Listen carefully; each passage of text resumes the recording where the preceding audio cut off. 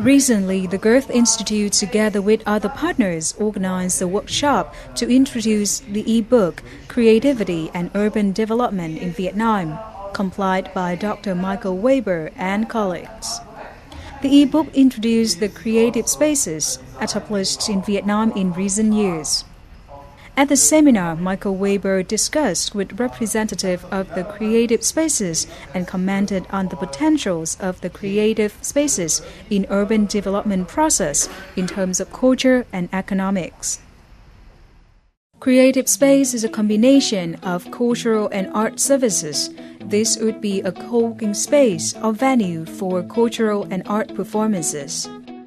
Currently, in Vietnam, some creative spaces have been formed to meet the needs of youngsters, namely Hanoi Creative City and X98 in Hanoi, Area 21 in Hải Phòng Province, and 3A Station in Ho Chi Minh City. These creative spaces have a very meaningful definition, contributing to the model culture of Vietnam. Sự phát triển các không gian sáng tạo Việt Nam nó đang ở cái giai đoạn đầu, theo tôi đánh giá là như vậy. Bởi vì có những nơi mà ở trên thế giới, ví dụ như các nước châu Âu chẳng hạn, thì các không gian sáng tạo đã có được từ cách đây vài chục năm.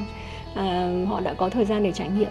Còn ở Việt Nam thì mới, nhưng mà tôi cũng thấy là cũng có cái tác động rất là tích cực với xã hội.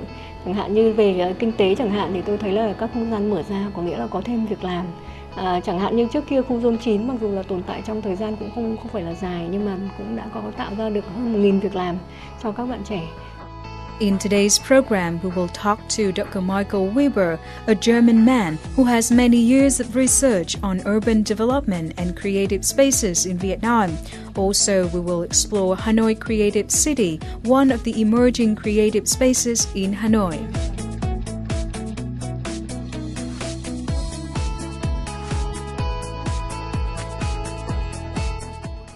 Hello and welcome to Sharing Vietnam on VTC10 Việt Nam nhận. Recently, there are some creative spaces in Vietnam, especially in the big cities like Hanoi or Ho Chi Minh City, that has gained a lot of attention from the community, especially the youngsters. So to find out more about the creative spaces in Vietnam as well as their role in contributing to the development of Vietnam's urban areas, we have a talk to Mr. Michael Weber, doctor from Hamburg Universities, as well as the editor of the ebook introducing about the creative spaces in Vietnam and around the world. Thank you, Mr. Michael Weber, for joining our program today. As an experienced expert studying the urban development in Vietnam for quite a few years, what do you think about the development of the creative spaces in Hanoi in particular and in Vietnam in general? I would say that in general the development of creative spaces is just at the beginning. Creative spaces, in my understanding, are an important part of urban redevelopment, urban regeneration, not only of galleries but also with restaurants and leisure spaces, public spaces. In Hanoi, this development is more advanced than in the rest of Vietnam, because Hanoi, as we all know, has a long tradition of culture and arts. And I would also say that this is one of the key strengths of Hanoi. So I would say the development of creative spaces is a big chance on the way of the economic upgrading and economic restructuring of Vietnam. Among the popular creative spaces in Vietnam, what is the most impressive one to you? We have to say that the most impressive creative space is a space which is not existing anymore. It's this famous Zone 9. Yeah. This was a very large space offering also jobs for many hundreds of people, with a good mixture of different business and with a very attractive public space. And I would hope that we will find a new space like that, maybe in a more secure, safe, physical environment, to offer an interesting place for Hanoians and for international tourists. As compared to the creative spaces in Germany and other Asian countries, what are the differences of the creative spaces in Vietnam that you may see? At this creative space development cycle, Vietnam is really just at the beginning. Germany is very much advanced related to that. And in China, we are already in the middle or end of this kind of cycle. In China, like 10 or 15 years ago, we have had the same situation like in Vietnam now. Around 10 years ago, the local governments in China and also the national government acknowledge the huge economic and cultural potential such spaces can have. For example, the biggest creative zone in China, in Beijing 798, they attract over 3 million tourists every year, and it has become a very big part of urban branding. And I think Vietnam should follow this example, and they should promote culture and arts more offensively than maybe until now. We have so many spaces also in city center areas which now are open for new uses. And until now, these old factory sites usually get demolished and we make some new apartment or high-rise building. But I would say some of those spaces should be renovated, refurbished, and converted into vibrant creative neighborhoods with a mixture of small and medium-sized enterprises from the cultural and creative sector.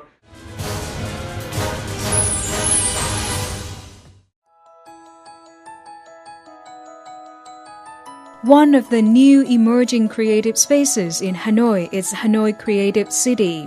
This is a complex area of nearly 10,000 square meters.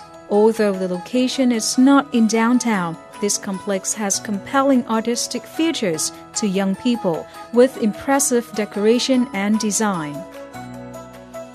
It can be used to organize street sport events or outdoor musical concerts. The red iron staircase of the building is also regarded as one of the highlights of the entire creative complex. Hanoi Creative City stretches throughout 20 floors, of which the facilities from the 1st to the 10th floor are shopping malls, restaurants, coffee shops, and entertainment zones.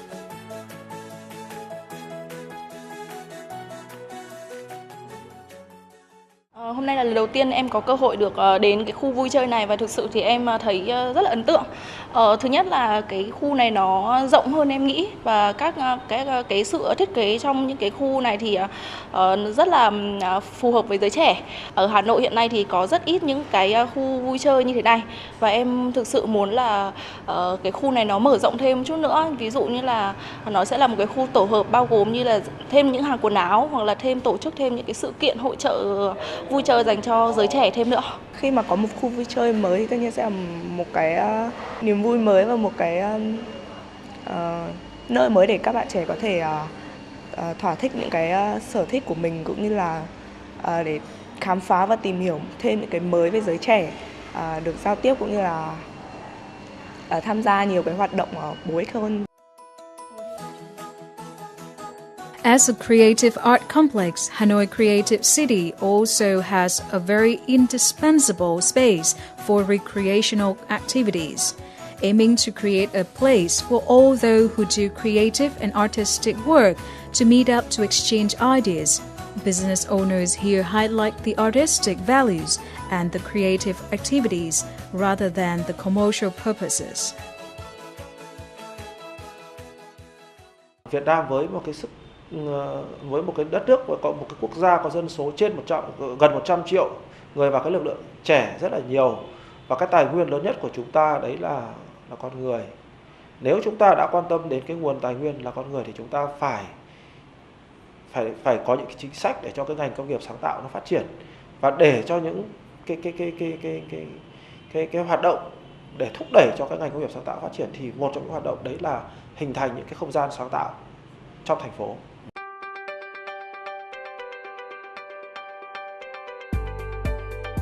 It can be said that creative spaces play an important role in urban planning while contributing to the creation of the image of an open and modern city in the context of today's global integration.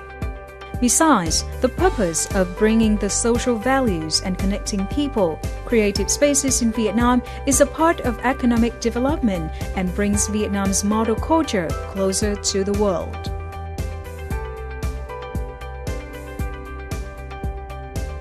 tinh thần sáng tạo này rất là quan trọng trong phát triển xã hội. Đặc biệt là khi Việt Nam đã qua cái thời kỳ kinh tế mà được gọi là hỗ trợ từ phía bên ngoài, Việt Nam cần phải vươn lên hơn nữa, và cái sáng tạo là cái cách duy nhất để mà bước tiếp tục. After finishing the ebook introducing Vietnam's creative spaces, what is your evaluation on the arrangement and the development cycle of Vietnam's creative spaces in recent years? We have organized that conference 1 year ago and invited experts from Germany, from UK, from the Philippines, from Malaysia to present about their own creative spaces and to provide knowledge from their home region to the policy makers.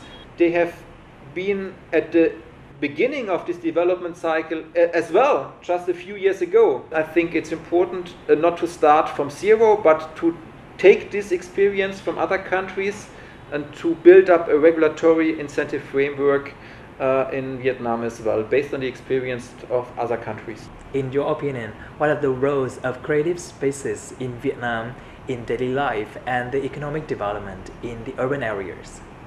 I see a great potential that creative spaces can contribute to urban redevelopment, urban regeneration, to new vibrant neighborhoods, to preserve industrial heritage, and at the same time it can support the economic restructuring towards more knowledge-based and service-based industries. We all want that Vietnam is developing from a global workbench, just producing textiles or electronics, to a more advanced industrial economy. One of the most popular creative spaces in Vietnam is Zone 9, which is no longer exist.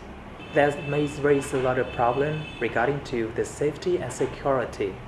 So in your opinion, what are the main criteria for a typical creative spaces in Vietnam that will ensure the cultural and artistic future but still maintain the safety and security for people?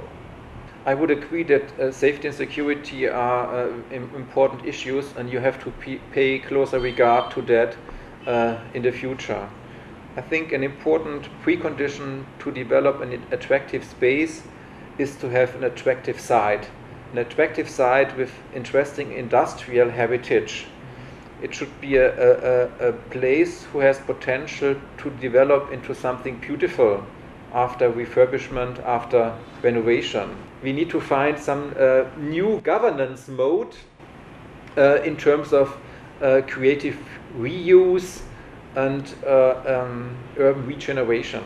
You have to also follow other models of economic restructuring, but I think it's an important way which has also the chance to combine economic restructuring with urban redevelopment, and I think this is interesting, this mixture between economic restructuring and urban redevelopment, urban regeneration. Last but not least, what do you think about the potential of the creative spaces in Vietnam in the future? I would say that it has a great potential because it's just at the beginning, but we need more support from the policy side. I'm very optimistic, particularly in the case of Hanoi, because the strength of Hanoi has always been culture and arts. So I think that Hanoi should build on its strengths, on its traditional strengths, to develop and adapt it in a more modern way in the future. Thank you, Mr. Michael Weibo, for joining our program today. And that is also the end of our program Sharing Vietnam. For comments and feedbacks, please send it to sharingvietnam@netvietv.net. Thank you so much for watching, and we'll see you again tomorrow.